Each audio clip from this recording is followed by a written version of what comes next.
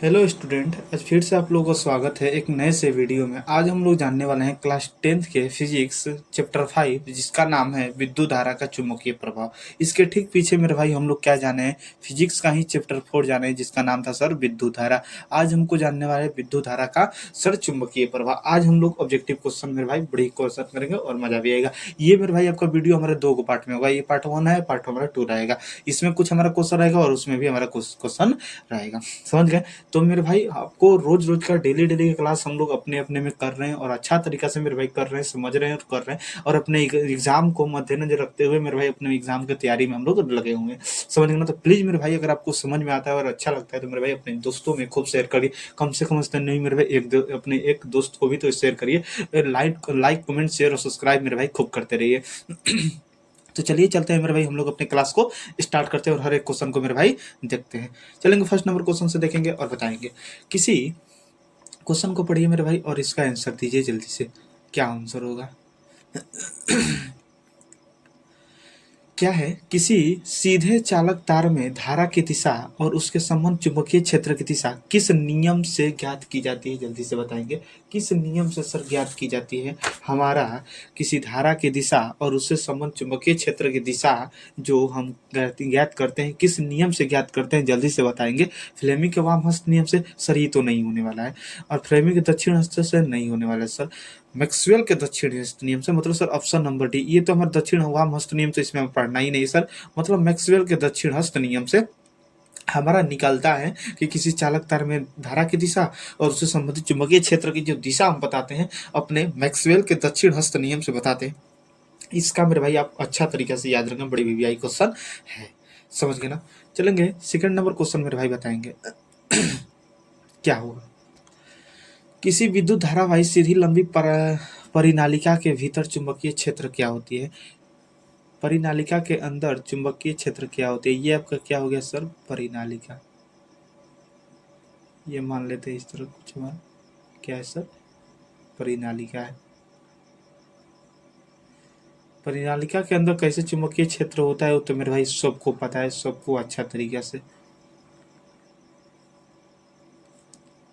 बताएंगे। तो परिनालिका के भीतर जो हमारे चुंबकीय क्षेत्र होता है क्या होता है, परिनालिका के अंदर जो चुंबकीय क्षेत्र शून्य होता है, इसके सिरे की ओर जाने पर घटता है, इसके सिरों की ओर जाने पर बढ़ता है, या सभी बिंदुओं पर समान रहता है, जल्दी से बताएंगे। तो सर आप कहेंगे कि हमारे चुंबकीय सॉरी परिनालिका के भीतर हमारा चुंबकीय क्षेत्र सर जो होता है सभी बिंदुओं पर क्या होता है सर, समान होता है। सभी बिंदुओं पर क्या होता है सर, समान होता है। इस बात को आप क्या करेंगे, याद रखेंगे। बहुत भी आई क्वेश्चन है मेरे भाई। थर्ड नंबर क्वेश्चन बताएंगे, विद्युत जनित्र का सिद्धांत आधारित है धारा के उसमें प्रभाव पर, विद्युत चुंबकीय प्रेरणा पर, या प्रेरित चुंबकत्व पर, या प्रेरित विद्युत पर, जल्दी से बताएंगे इसका आंसर, जल्दी से बताएंगे। तो सर विद्युत जनित्र का जो सिद्धांत है ना हमारा आधारित है विद्युत चुंबकीय प्रेरण पर। विद्युत चुंबकीय प्रेरण पर हमारा क्या है, आधारित है विद्युत जनित्र का सिद्धांत। समझ गए बात अच्छा तरीके से मेरे भाई। आप एक चीज बताएंगे, दिक परिवर्तक, दिक परिवर्तक किसका भाग है। दिक परिवर्तक किसका भाग है, ऑप्शन नंबर ए में हम आपको बता दे रहे हैं मोटर, या ऑप्शन नंबर बी में जनित्र। बताएंगे किसका भाग है ये हमारा दिक परिवर्तक। जल्दी से आप कमेंट में मेरे भाई इसका आंसर आप बताएंगे। समझ गए अच्छा तरीके से ना? बताएंगे। हमारे मकानों में जो विद्युत आपूर्ति की जाती है वह होती है, कहने का मतलब है कि हम लोग सर जो अपने घरों में हम लाते हैं लाइन, वह लाइन कितने वोल्ट की होती है और कैसी वो धारा हमें मिलती है, या दृष्ट धारा मिलती है या प्रतिवर्ती धारा मिलती है। कोई भी धारा मिलती है तो कितना वोल्ट हमें मिलता है, आपको ये क्वेश्चन का है कि हमारे मकानों में हम लोग अपने घर में जो विद्युत हम क्या करते हैं लेते हैं, जो हम बिजली लेते हैं वह बिजली हमें किस रूप में मिलता है और कितने वोल्ट में मिलता है, इस चीज को बताइए। 12 वोल्ट की दृष्ट धारा, 12 वोल्ट पर प्रतिवर्ती धारा, 220 वोल्ट पर की दृष्ट धारा और 220 वोल्ट पर प्रतिवर्ती धारा, जल्दी बताएंगे इसका आंसर।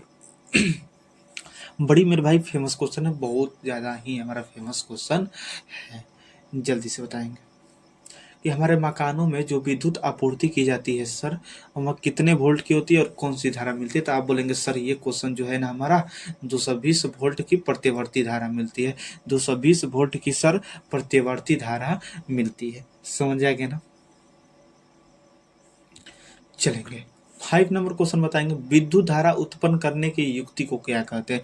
जनित्र सर कहते हैं, गैल्वेनोमीटर कहते हैं, एमीटर कहते हैं या मीटर कहते हैं? जल्दी से बताएंगे, जल्दी से बताएंगे। विद्युत धारा उत्पन्न करने की युक्ति को सर हम क्या कहते हैं? विद्युत धारा उत्पन्न करने की युक्ति को हम क्या कहेंगे? तो आप बोलेंगे सर विद्युत धारा उत्पन्न करने की युक्ति को हम क्या कहते हैं? जनित्र बोलते हैं सर। क्या बोलते हैं? जनित्र। आप बताएंगे कि धारा मापने वाले यंत्र, धारा मापने वाले यंत्र को कहते हैं। दूसरा क्वेश्चन है, दो बिंदुओं के बीच के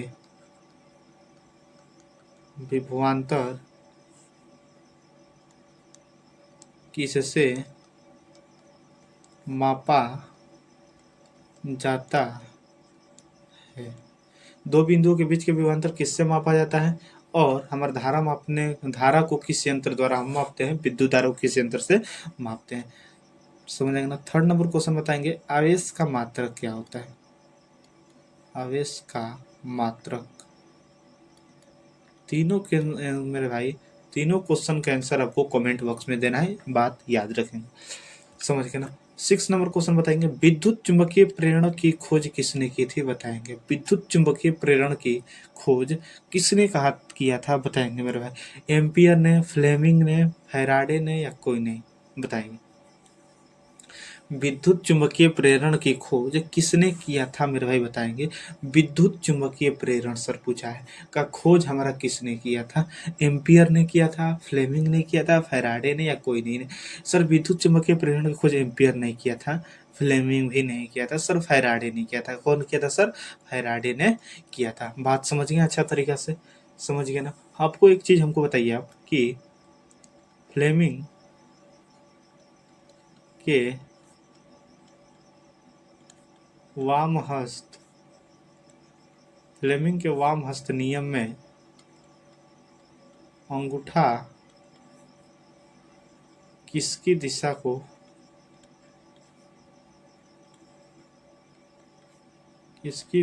संकेत करता है? किसकी दिशा को सर संकेत करता है? इसका आंसर मेरे भाई आप बताएंगे। फ्लेमिंग के वाम हस्त नियम में अंगूठा किसकी दिशा को संकेत करता है? इसका आंसर मेरे भाई आप बताएंगे अच्छा तरीका से। समझ गए ना? 7 नंबर क्वेश्चन बताएंगे, फ्लेमिंग के वाम हस्त नियम। देखिए क्वेश्चन आ भी गया मेरे भाई कि फ्लेमिंग के वाम हस्त नियम में अंगूठा किसकी दिशा को संकेत करता है? जल्दी से इसका आंसर मेरे भाई आप बताएंगे। धारा का, चुंबकीय क्षेत्र का, बल का या कोई नहीं? बताएंगे, फ्लेमिंग के वाम हस्त नियम में अंगूठा किसकी दिशा को सर संकेत करता है? इसका आंसर बताएंगे। ये क्वेश्चन तो मेरे भाई हम आपसे पूछे थे और आपके मेरे भाई क्वेश्चन में आ भी गया। समझ गए ना? तो इसका आंसर मेरे भाई जल्दी से बताएंगे कमेंट बॉक्स में कि क्या होने वाला है। सर जो हम आपको क्या करते हैं, क्वेश्चन पूछते हैं ना, उसका मेरे भाई आप लोग कमेंट में जवाब दे दिया कीजिए, अच्छा रहता है। समझ गए ना? समझ में आता है सर कि कितना आप लोग पढ़ाई कर रहे हैं और कितना नहीं कर रहे हैं। समझ गए ना? तो इसका आंसर मेरे भाई जल्दी से दिया जाए कि फ्लेमिंग के वाम हस्त नियम में, सर फ्लेमिंग के वाम हस्त नियम में हमारा कौन सी अंगूठा किसकी दिशा बतलाती है? जल्दी से बताएंगे इसको, किसकी दिशा बतलाती है? जल्दी से बताएंगे इसको। समझ में आ गया ना? क्या हमारा धारा का करता है, चुंबकीय क्षेत्र का करता है, सर किसका करता है? बताएंगे, क्वेश्चन इजी है। तो सर आप बोलेंगे कि बल की दिशा को बताता है। किसकी दिशा को सर बताता है? बल की दिशा को सर बतलाता है। समझ गए बात ना? कौन सी दिशा को? सर बल की दिशा को हमारा ये बतलाता है। समझ आएगा ना? आप बताएंगे धारा का दिशा कौन बताता है? हमारे हाथ की कौन सी उंगली बताती है? जल्दी से आप बताएंगे इसका आंसर क्या होने वाला है। फ्लेमिंग के वाम हस्त नियम में अंगूठा किसकी दिशा संकेत करता है? तो सर बल की दिशा को संकेत करता है। किसकी दिशा को? बल की दिशा को। किसकी दिशा को सर? बल की दिशा को संकेत करता है। समझेगा ना? 8 नंबर क्वेश्चन बताएंगे, चुंबक बनाने के लिए किस पदार्थ के छड़ का व्यवहार किया जाता है? चुंबक बनाने के लिए किस पदार्थ के छड़ का हम उपयोग करते हैं? जल्दी से इसका आंसर बताएंगे। तो सर हम बात करें चुंबक बनाने के लिए, तो हमारा जो उपयोग होता है नरम लोहा का होता है। किसका सर होता है? नरम लोहा का होता है। समझ गए बात? अच्छा तरीका से चलेंगे। 9th नंबर क्वेश्चन आप बताइए, स्विच लगाया जाता है, जल्दी से बताएंगे। स्विच किस में लगाया जाता है? ठंडा तार में, गर्म तार में, भू तार में, कभी ठंडा तार में तो कभी भू तार में। बताएंगे कहाँ पर हम स्विच लगाते हैं मेरा भाई? जल्दी से बताएंगे। हम स्विच किस प्रकार के तार में लगाते हैं? ठंडा तार में लगाते हैं, गर्म तार में सर, भू तार में, कभी ठंडा तार में तो कभी भू तार। बताएंगे स्विच जो हम मेरे भाई घर में अपना उपयोग करते हैं, स्विच हम लगाते हैं किस में? तार में लगाते हैं। किस प्रकार के तार में? जल्दी से आप बताएंगे। तो सर बोलेंगे स्विच जो हम लगाते हैं ना सर, गर्म तार में लगाते हैं। किस तार में लगाते हैं?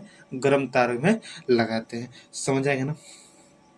गर्म तार में सर हम लगाते हैं। गर्म तार का सर कलर जब हम बात करें तो कैसा होता है सर? लाल होता है। कैसा होता है? लाल होता है। समझ आएगा ना? और ठंडा का तो मेरे भाई बात करें तो हमारा काला होता है। ठंडा का कैसा होता है सर? काला होता है। ये हम भू तार का बोले तो सर हरा होता है।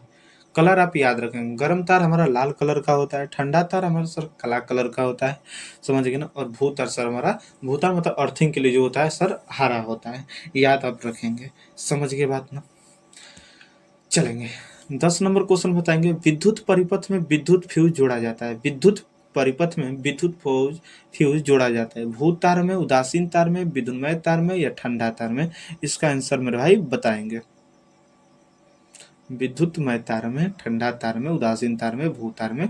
बताएंगे सर क्या होने वाला है? तो सर हम बोलेंगे कि जो विद्युत परिपथ में जो फ्यूज को जोड़ा जाता है ना सर, विद्युन्मय तार में जोड़ा जाता है। किसमें सर? विद्युतमय तार में हम क्या करते हैं? जोड़ते हैं फ्यूज को। इसका आंसर मेरे भाई अच्छा तरीका से आप याद रखेंगे। 11 नंबर क्वेश्चन बताएंगे, विद्युत फ्यूज आधारित है किस पर? धारा के ऊष्मीय प्रभाव पर, धारा के चुंबकीय प्रभाव पर, धारा के रासायनिक प्रभाव पर, धारा के विद्युत चुंबकीय प्रभाव पर। बताएंगे इसका आंसर। विद्युत फ्यूज हमारा किस प्रभाव पर आधारित होता है सर? बहुत वीवीआई क्वेश्चन है सर, हमारा ऑब्जेक्टिव क्वेश्चन में लाखों बार मेरे भाई पूछा है। लाखों बार। आप बोलेंगे सर लाखों बार एग्जाम नहीं हुए तो कहाँ से लाखों बार पूछेगा? मेरे भाई वो कहने का मेरा मतलब है, समझ के बात ना? मतलब बहुत बार हमारा लाखों बार कहने का मतलब सर बहुत बार ये क्वेश्चन आया है आपके एग्जाम में, फाइनल एग्जाम में। समझ के बात? तो बताएंगे विद्युत फ्यूज आधारित है किस चीज पर, किस बात पर हमारा आधारित है? जल्दी से आप बताएंगे। धारा के ऊष्मीय प्रभाव पर, धारा के चुंबकीय प्रभाव पर, धारा के रासायनिक प्रभाव पर, धारा के विद्युत चुंबकीय प्रभाव पर, किस बात पर सर आधारित है? तो आप बोलेंगे सर विद्युत फ्यूज जो हमारा आधारित है धारा के ऊष्मीय प्रभाव पर आधारित है। धारा के ऊष्मीय प्रभाव पर क्या है सर? आधारित है। 12 नंबर क्वेश्चन बताएंगे, विद्युत फ्यूज दुर्घटना से रक्षा करता है। विद्युत फ्यूज किस प्रकार के दुर्घटना से रक्षा करता है? अति भारण के कारण, किंतु लघु पतन के कारण नहीं।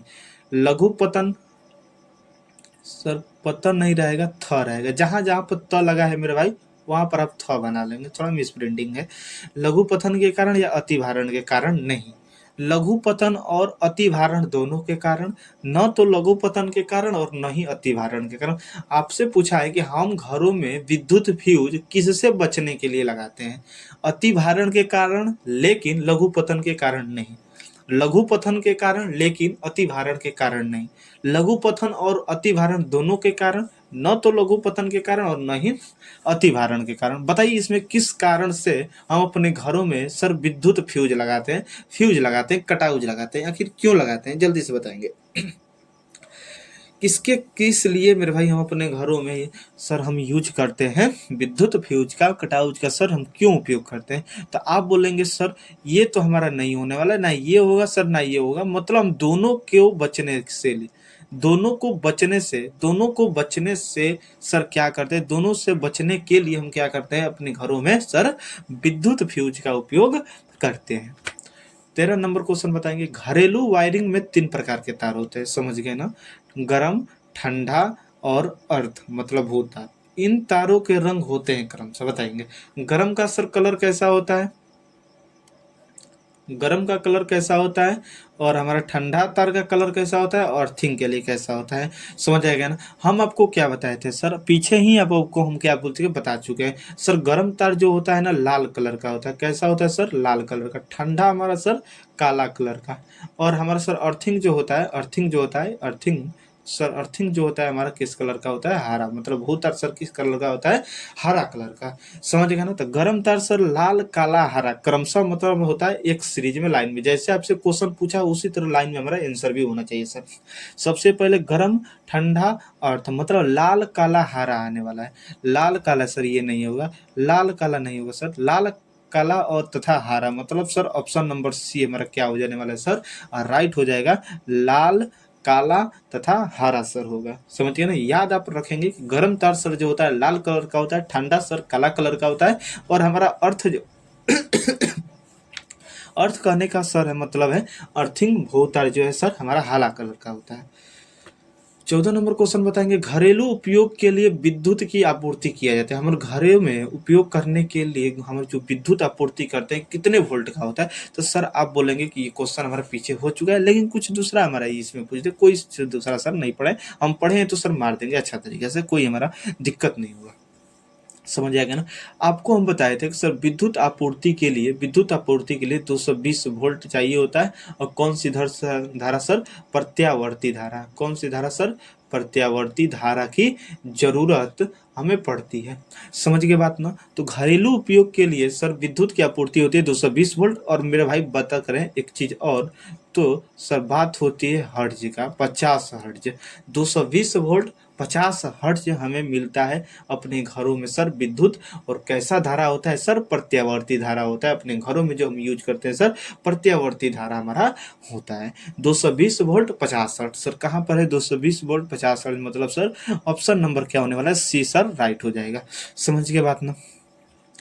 15 बताएंगे, लघु पथन के समय परिपथ में विद्युत धारा का मान क्या होगा। सर लघु पथन के समय, लघु पथन के समय परिपथ में विद्युत धारा का मान क्या हो जाता है, बहुत कम हो जाता है, परिवर्तित नहीं होता है, बहुत अधिक बढ़ जाता है, निरंतर परिवर्तित होता है। बताएंगे। लघु पथन जब होता है हमारे घरों में, शॉर्ट सर्किट सर जब होता है तो विद्युत धारा का मान आखिर क्या हो जाता है। शॉर्ट सर्किट, जो हमारा शॉर्ट सर्किट होता है sir, short circuit sir, short circuit जो होता है, शॉर्ट सर्किट के कारण हमारे घरों में विद्युत धारा का मान क्या हो जाता है, या कम हो जाता है, या परिवर्तित नहीं होता है, या बहुत अधिक बढ़ जाता है सर, या निरंतर परिवर्तित होता है। बताएंगे। तो सर बोलेंगे शॉर्ट सर्किट जो होता है सर, जो होता है शॉर्ट सर्किट मतलब जो लघु पथन जब होता है सर, परिपथ में विद्युत धारा का जब हम मान का बात करें तो सर बहुत अधिक बढ़ जाता है, तो जिससे हमारा शॉर्ट सर्किट सर हो जाता है। लघु पथन हमारा तब होता है सर, लघु पथन के समय परिपथ में विद्युत धारा का मान सर क्या होता है, बहुत अधिक बढ़ जाता है। बहुत अधिक हमारा धारा बढ़ जाएगा तब हमारे घरों में सर शॉर्ट सर्किट हो जाता है, जिसे हम लघु पथन कहते हैं। समझ गए ना। 16 नंबर क्वेश्चन बताएंगे, तांबे के तार की एक आयताकार कुंडली किसी चुंबकीय क्षेत्र में, क्या क्वेश्चन है कि तांबे के तार की एक आयताकार कुंडली किसी चुंबकीय क्षेत्र, याद रखेंगे चुंबकीय क्षेत्र में घूर्णी कर रही है, तो इस कुंडली में प्रेरित विद्युत धारा की दिशा सर में कितने परिभ्रमण के पश्चात परिवर्तन होंगे। बताएंगे। आपसे कहने का मतलब है कि सर तांबा के एक तार है जो आयताकार है, यह कुंडली जो है किसी चुंबकीय क्षेत्र में क्या कर रही है, घूम रही है। समझ जाएंगे ना। किसी चुंबकीय क्षेत्र में, जैसे हम क्या कहते हैं सर, इस तरह अगर हम बात कर दे तो इस तरह है,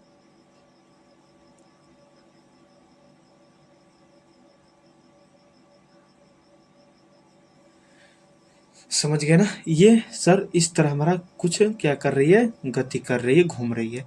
समझ गए बात ना। तो आयताकार कुंडली किसी चुंबकीय क्षेत्र में सर घूर्णी कर रही है। इस कुंडली में प्रेरित विद्युत धारा की दिशा, जो ये धारा की दिशा है सर, ये जो धारा की दिशा है कितने परिभ्रमण के पश्चात परिवर्तन होगा, कितना परिभ्रमण घूमेगा, कितना बार घूमेगा कि उसके मेरे भाई धारा की दिशा में क्या होगा, परिवर्तन होगा। जल्दी बताएंगे। 2 बार, 1, आधा या चौथाई। चौथाई सर, चौथाई। 2 बार घूमेगी या 1 बार या आधा बार या चौथाई बार सर?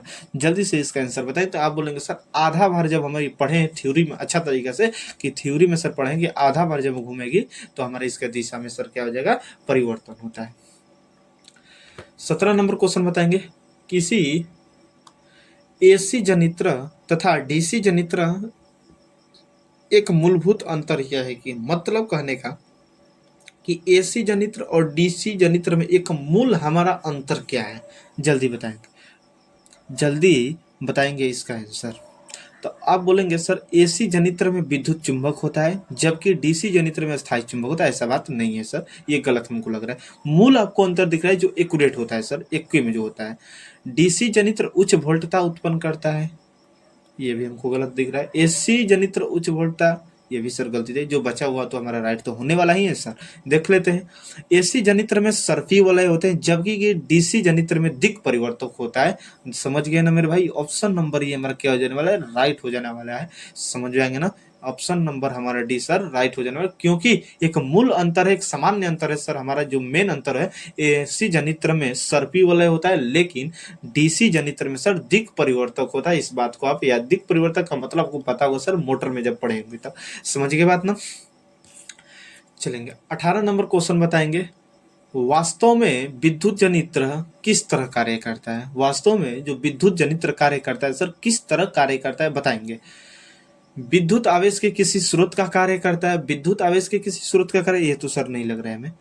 उष्मीय ऊर्जा के स्रोत का कार्य करता है, ऐसा भी नहीं हो सकता है। विद्युत चुंबक की तरह कार्य करता है, विद्युत चुंबक की तरह कार्य कर सकता है। और डी में देख लेते हैं, ऊर्जा के परिवर्तित सतह की तरह कार्य करता है, ऊर्जा के परिवर्तित सतह की तरह कार्य करता है। हाँ सर, ये हमारा होने लायक है, ये क्वेश्चन हमें सही लग रहा है और आंसर भी सर हमारा ऑप्शन नंबर डी लग रहा है, क्योंकि ये तो हमारा नहीं होने वाले। विद्युत आवेश के किसी स्रोत का कार्य नहीं सर, उष्मीय ऊर्जा के स्रोत का कार्य नहीं हो सकता है, विद्युत चुंबक की तरह कार्य नहीं हो सकता है सर।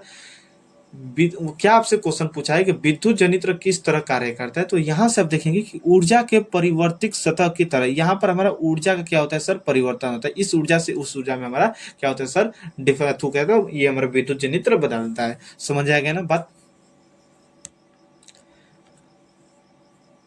19 नंबर क्वेश्चन आप बताएंगे, विद्युत चुंबकीय प्रेरण की परिघटना बताएंगे क्या है। विद्युत चुंबक प्रेरण की, विद्युत चुंबकीय प्रेरण की जो परिघटना है हमारा, किसी वस्तु के अवशोषित करने की प्रक्रिया, ऐसा नहीं है। किसी कुंडली में विद्युत धारा प्रवाहित होने के कारण चुंबकीय प्रेरण उत्पन्न करने की प्रक्रिया नहीं है, विद्युत चुंबकीय प्रेरण ये नहीं होता है। कुंडली तथा चुंबक के बीच आपेक्षिक गति के कारण कुंडली में प्रेरित विद्युत धारा उत्पन्न करना, हाँ सर ये हमारा राइट आंसर है, क्योंकि विद्युत चुंबकीय प्रेरण यही होता है कि जब कुंडली और चुंबक के बीच हम क्या करते हैं, आपेक्षिक गति करवाते हैं, तो सर कुंडली में प्रेरित धारा उत्पन्न होता है। यही हमारा क्या है, विद्युत चुंबकीय प्रेरण है। मतलब ऑप्शन नंबर सर क्या हो जाने वाला है, डी हो जाने, सॉरी ऑप्शन नंबर सर सी हमारा क्या हो जाने वाला है, और राइट हो जाएगा। समझ गए बात? 20 नंबर क्वेश्चन बताएंगे, पश्चिम की ओर प्रक्षेपित कोई धनावेशित कण, मतलब धनावेशित कण सर आपका नाम दे दिया यहाँ पर, अल्फा कण याद रखेंगे, अल्फा कण। समझ गए ना, अल्फा कण याद रखेंगे। हमारा धनावेशित कण सर यहाँ पर कौन है, अल्फा कण है। समझ आएगा ना? किसी चुंबकीय क्षेत्र द्वारा उत्तर की ओर विक्षेपित हो जाता है तो चुंबकीय क्षेत्र की दिशा क्या होगी, दक्षिण की ओर, पूर्व की ओर, अधोगामी या ऊपरीगामी? बताएंगे जल्दी इसका आंसर। तो सर हमारे जो होता है इस बात का ऊपरीगामी, क्या होता है सर, ऊपरीगामी। हमारा राइट ऑप्शन नंबर क्या हो जाएगा सर, डी हो जाएगा। चलेंगे, इतना ही मेरे भाई आज हमारा क्वेश्चन था। कितना क्वेश्चन आज किए हैं सर हम, 20 क्वेश्चन किए हैं। कितना किए, 20 क्वेश्चन। आपको बोले थे ना मेरे भाई ये चैप्टर होगा 2 पार्ट में होगा, 2 पार्ट में, जिसमें हम लोग सर पार्ट 1 में अगर बात करें, पार्ट 1 में सर बात करें तो 20 क्वेश्चन किए। आपको मेरे भाई एक काम पसंद देते हैं कि 20 में मेरे भाई आप कितना सही किए, अगला मेरे भाई आप कमेंट में जरूर से दीजिए, जरूर से। और आप वीडियो मेरे भाई देख लेते हैं, देखते हैं कितना मेरे भाई आप मार्क्स सही करते हैं, उतना के अनुसार मेरे भाई आप कमेंट में सही करते हैं। जब अपना कमेंट में बताते चलिए कि सर हम इतना सही किए, समझे ना। अब आगे वाला वीडियो में मेरे भाई इसी क्वेश्चन का होगा जो हमारा मेरे भाई होगा हमारा, फिर इसमें हमारा 25 क्वेश्चन आएगा। 20 क्वेश्चन के हम मतलब इस चैप्टर में सर कुल हमारा 45 क्वेश्चन है, जो कल हम सर हो सकता है तो लगभग करेंगे 25 क्वेश्चन। समझेगा? तो आई होप कि मेरे भाई आज की क्लास आपको बड़ी ही अच्छा लगा, बड़ी ही मेरा भाई अच्छा लगा होगा। तो प्लीज मेरे भाई एक लाइक कमेंट, शेयर और सब्सक्राइब मेरे भाई करते रहिएगा, और अपने दोस्तों में मेरे भाई खूब मेरे भाई क्या करते रहिए, शेयर करते रहिए, ताकि मेरे भाई आने वाला अगले वीडियो में हम लोग साथ में मेरे भाई सब भाई मिलकर मेरे भाई अपने क्वेश्चन को मेरे भाई अच्छा से करें, और अपने एग्जाम को मेरे भाई हर एक तैयारी को मेरे भाई अपनी मजबूती से करते रहें। समझ आएगा ना? ये मेरे भाई ऑब्जेक्टिव का सेक्शन मेरे भाई सेशन हमारा अगले दिनों तक चलेगा, हमारे जब तक से एग्जाम नहीं खत्म हो जाने वाला है। समझ गए ना? तो मेरे भाई आपको रोज रोज का क्लास आपको बड़ी ही अच्छा तरीका से समझ में आता होगा, तो प्लीज मेरे भाई अगर आपको अच्छा लगता है तो एक लाइक, कमेंट, शेयर और सब्सक्राइब करते रहिए, और अपने दोस्तों में मेरे भाई खूब शेयर करते रहिए। तो चलिए चलते हैं मेरे भाई, अभी से हम क्या करते हैं, अगले क्लास में फिर से मिलते हैं। तब तक लिए आपको दिल से थैंक यू।